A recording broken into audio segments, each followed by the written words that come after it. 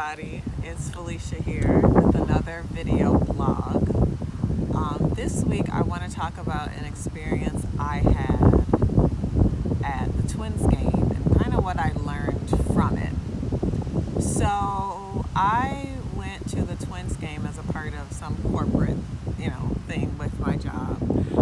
And just to kind of set the background, I'm probably one of two or maybe three African Americans at my place of work in the cities. So I'll just say that from onset. And then I was probably the only one to attend this game. So we all went to this game. We was in a special session. A lot of times I'm hesitant to go to different events like this. And I shouldn't be, but I am because, at the end of the day, I'll just put it out there. I tend to be different. So obviously I'm one of the only blacks. I don't drink by choice. Obviously the Bible just says don't get drunk. It doesn't say you cannot drink. So make that clear. By choice, I don't drink. So that makes me different. So I'm black, that's different. I don't drink, that's different. And then obviously just who I am in my faith is different as well. And I'm okay with that. It's just a lot of times, fitting into the social circles fitting into the social circles sometimes doesn't work out well for me given who I am. But I went anyway because, you should, support what's going on at your job and try to bond and socialize with people. So I got there, and right when I got there, I learned that my aunt and cousin was in the game. I think her cousin was at the Twins game, and I was like, oh my gosh, I don't think they barely ever go to a game, but my cousin was being honored for something for Title IX, so she was there, and I'm like, oh, this is awesome.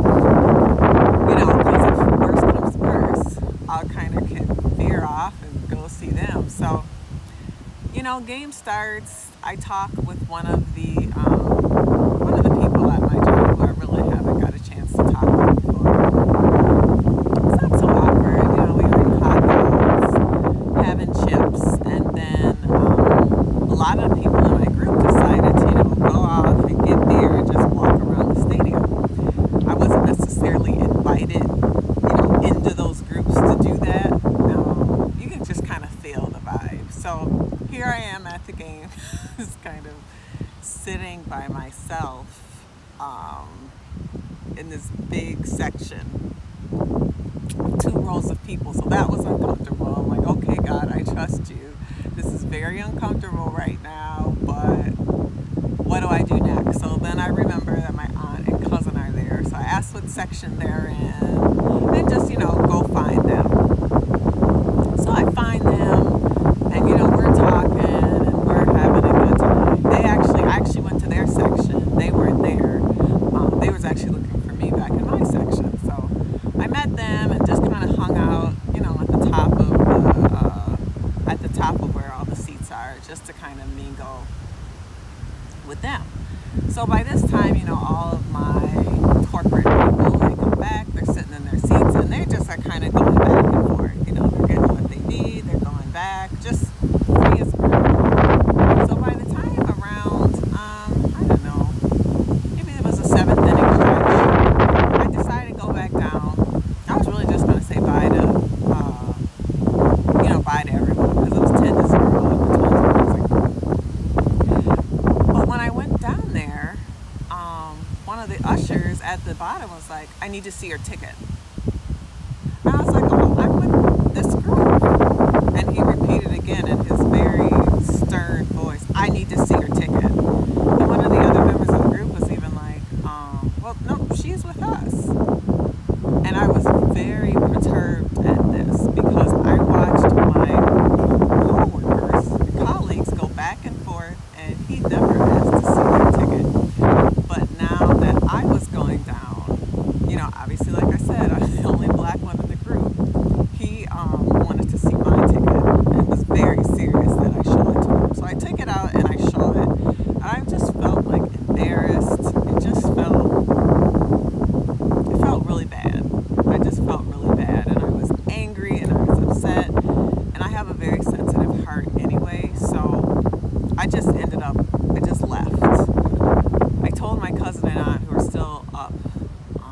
top of the seats, just kind of waiting for me. And I was like, tears were coming down my face. I was so frustrated. I was so angry at what happened because I couldn't really respond in the flesh.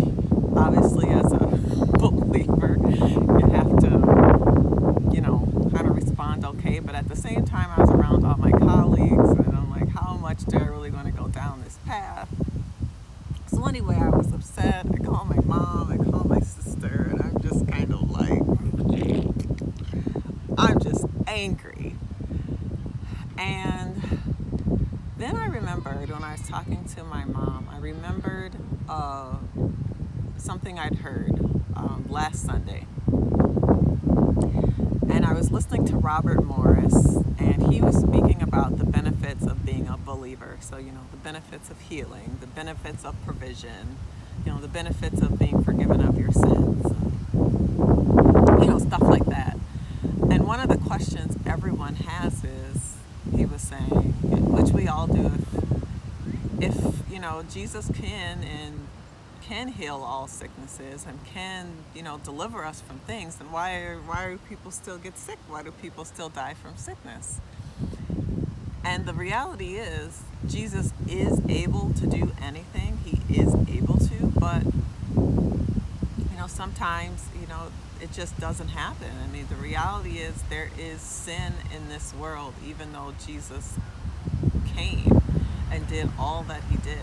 There is sin that still exists in this world, and therefore, we're not going to live in a perfect world. There is still going to be sickness. There is going to be racism and sexism, and people who get discriminated against for all kinds of reasons.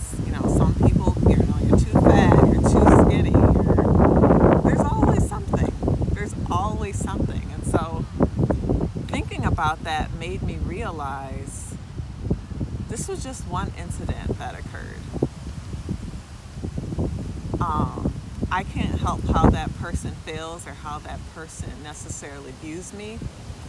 But what I can do and what I do have the power to do is still thank God for what he did do. And he provided my aunt and my cousin at that game when he didn't have to, when I really just needed somebody to talk to. He provided them. And I was so very thankful for that. And I'm like, I don't want the enemy to ruin this moment because of, how everything ended.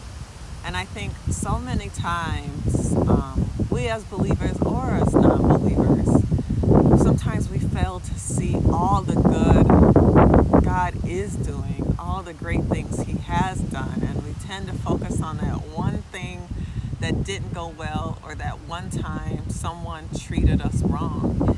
Is any of that okay? No, it's not justified, and it's not okay. But at the end of the day, we're instructed to forgive and, move on, which is easier said than done, obviously. But at the end of the day, we want people to do that for us because we're not perfect either. We sin, we fall short as well. So I think the message that I received, and I just want to pass on to you, is to really focus on your outlook and how you're seeing things. And are we really seeing things in the most positive light? Are we having the best perspective? Are we still able to come out of situations that made us feel bad and say, I forgive that person? That was one incident. That doesn't mean everybody in this people group has this same view, or everybody is against me, and so now I feel this way. I feel like that's how that's how we tend to turn towards wrong in the world. And especially as believers, we're called to be a light. So that's really all I had to share today. I just, again, want to encourage someone to look at the positives of a situation, look at what God is doing instead of focusing on what went wrong or what hasn't happened yet. So that's really all I have for today.